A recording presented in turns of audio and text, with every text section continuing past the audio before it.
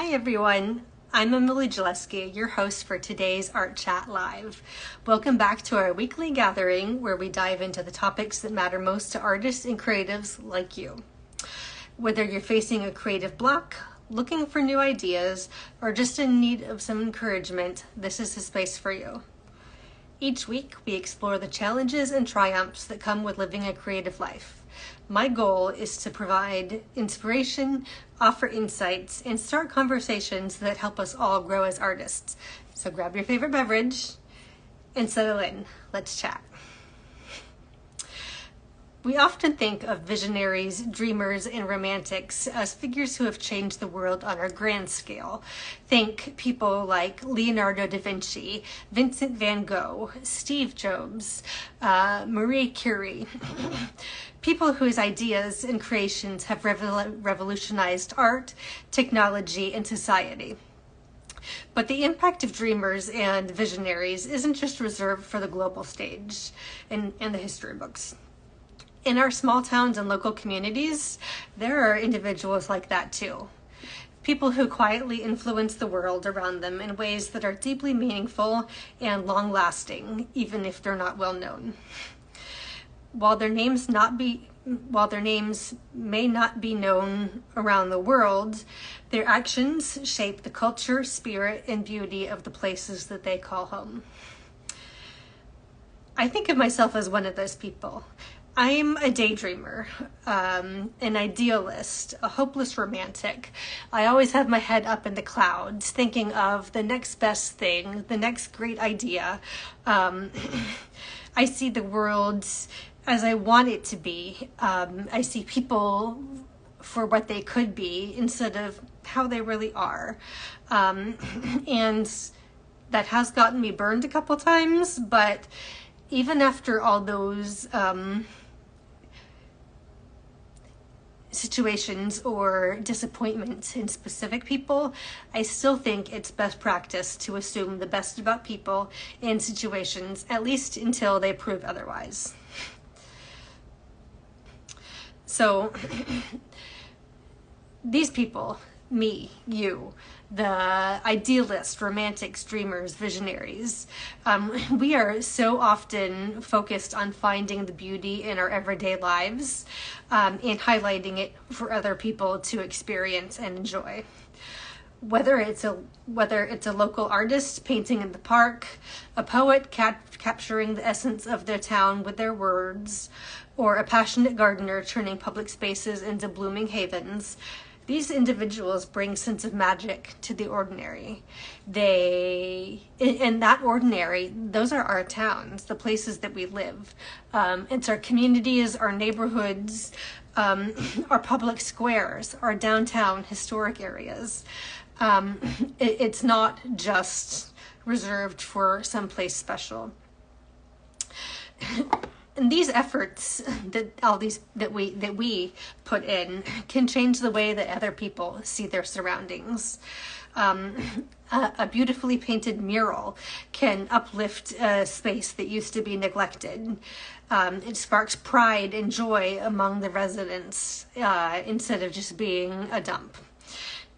Likewise, a simple act like creating a community garden can encourage people to pause, find peace in their everyday lives, and appreciate nature.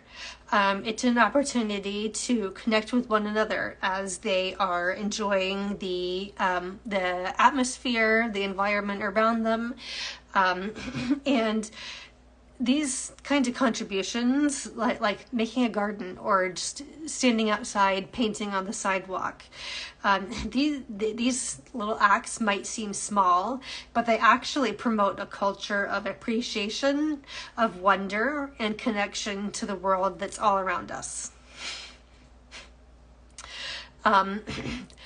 We play a big part in building bonds and encouraging connection with others. People like us, idealists, are often at the heart of efforts to bring people together.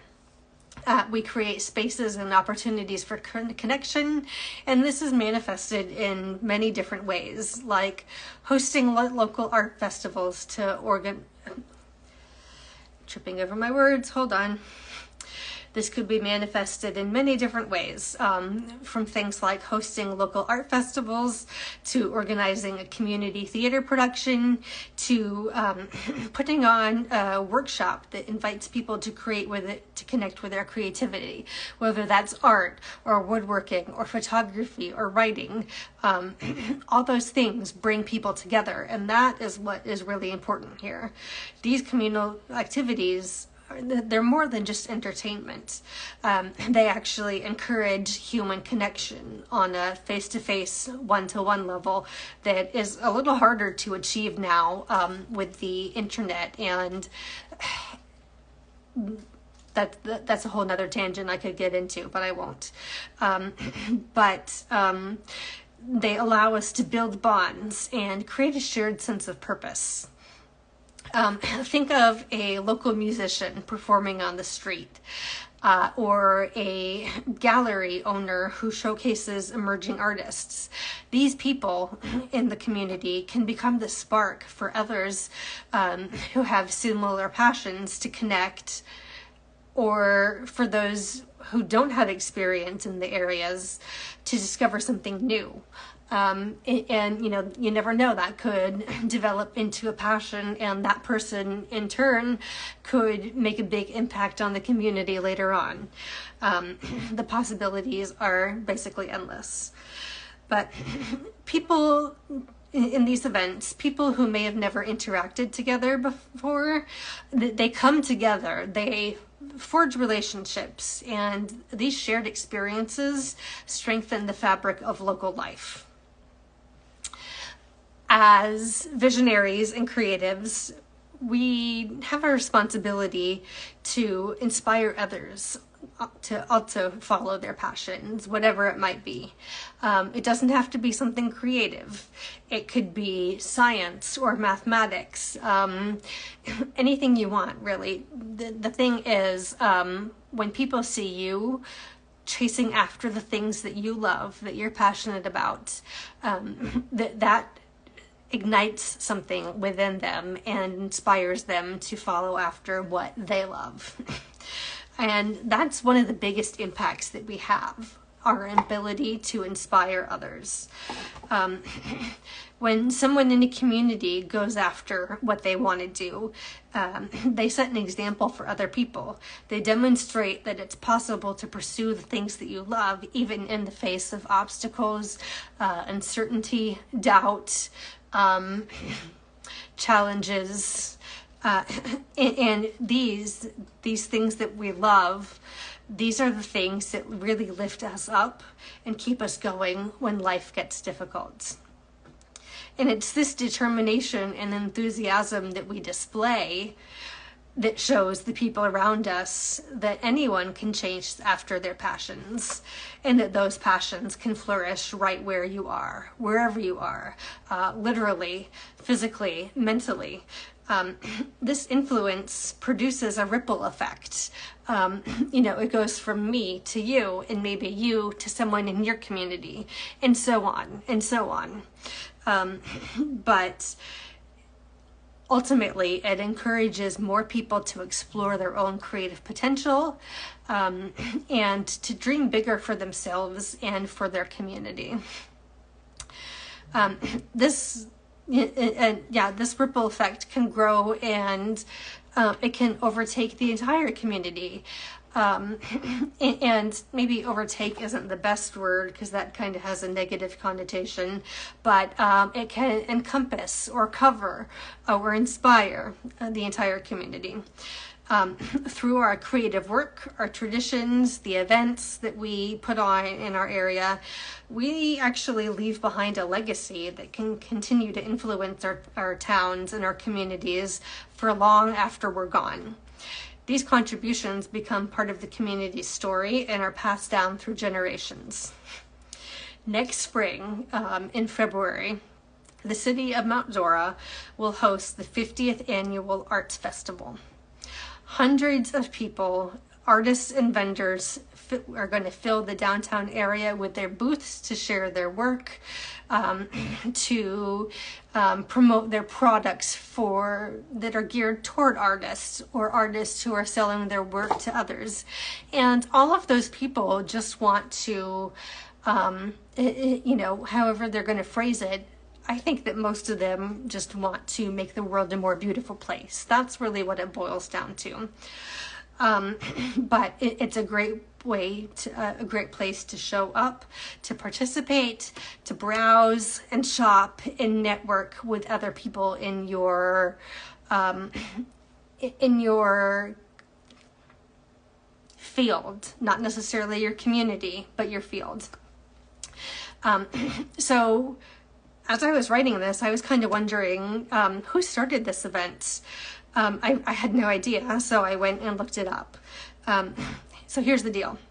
In 1975, that's going to be 50 years ago, which is really hard to believe, a group of local art enthusiasts in Mount Dora held a small street fair. They called it the Mount Dora Arts Festival, and they just wanted to share their love of art with other people. That first year, the very first year, it was so successful, they committed to making it an annual occurrence. And in the last 50 years, this one-time street fair event grew into a year-round organization that grew into an official nonprofit, and now they have a purpose, like a full-time location in our community with a purpose of promoting art education and community enrichment. And actually, right now, they are in the process of expanding the Mount Dora Center for the Arts. They're expanding from their current location to a place that's even bigger. So they are doing a great job with our community, and I can't wait to see what they're going to do next. They're going to have even more room for art classes and workshops and outreach and galleries. So I'm really excited to see what's going to happen there. But this festival is now part of our city's culture. It's every spring for 50 years now, and it's a huge attraction for people all over the country. So that kind of, along the lines of what we're talking about here today, how many people has this festival influenced over the years? This one event laid the foundation for years and years and years of impact for other people to follow in their footsteps, to discover their passions. I think it's pretty safe to say that it's made a really big impact on our community and our area. And the fact that people come from all over the country and probably all over the world suggests that the ripple effect is even more widespread than we might think. So visionaries, dreamers, idealists, they play a big part also in the emotional and mental well-being of their communities. Creative works have the power to heal, whether by offering comfort in times of difficulty or by giving people a way to express emotions when they don't have the words to talk about what they're feeling. Think of it like this. A painting in a local cafe might bring moments of peace to someone struggling with their day. Someone who's going through a hard time in their life might see a piece of art somewhere, anywhere, and it reminds them of a beautiful memory they have, or a serene vacation, or just a time in their life that was better, when they were happy and uplifted and energized and inspired.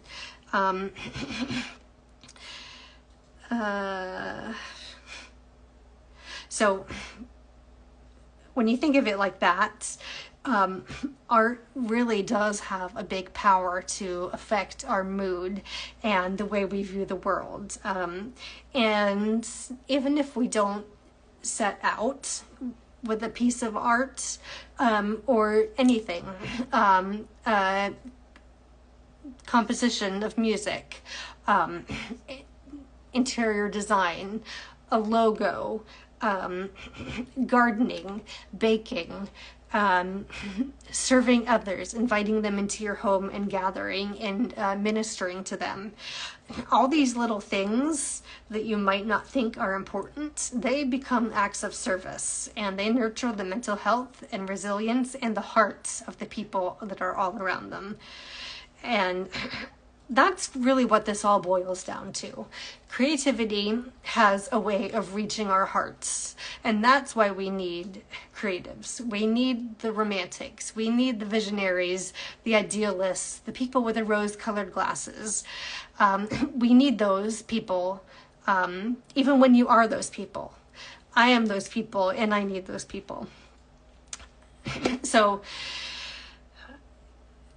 these local dreamers, like me, like you, they have a profound impact on their local communities, even if you don't know it, even if they never know it. We have all heard of the great visionaries who changed the world on a grand scale, but it's also important to think about the quieter power of people like me and you who influence their communities one person at a time. We have the powerful ability to bring valuable change, to share beauty and connection. And whether we are creating art or inspiring connection or challenging norms or making people think with a message, these people, these individuals, make their communities more vibrant, beautiful, and hopeful. They make their communities a better place to live. Through their efforts, they build legacies of creativity that will uplift the world. And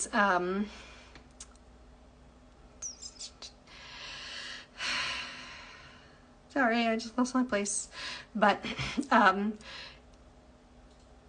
whatever it is that we do, our impact, the way we have of connecting with others, that goes further than what we think we're actually doing today and right now. Like,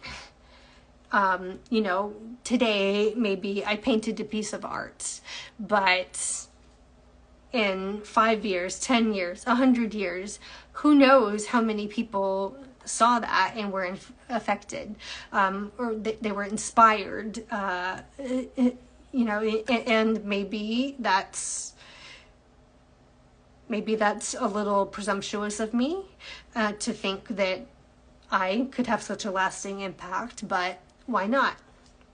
Why not me? Why not you? Van Gogh certainly didn't think that he would ever amount to anything, that he would ever have the amount of fame that he does now. He is known worldwide, and he would have never expected that. But what a great legacy that he's left. He is a master to study under. We can look at his work and his practice and find so many lessons and inspiration for what we're doing today. But the things we're doing now, it's more than what we're doing now. It actually plants the seed for future visionaries to emerge and to continue our work of making the world more beautiful. So that's it for today's art chat. I hope you guys found inspiration and insights to fuel your creative journeys. And if you'd like to stay connected and get even more tips, behind the scenes content, and updates on my latest work, don't forget to sign up for my newsletter.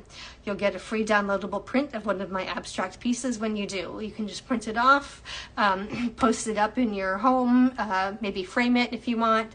But that will be a great way to inspire you to take a moment and see the beauty in the everyday. you can go to emilyjaleski.com/subscribe.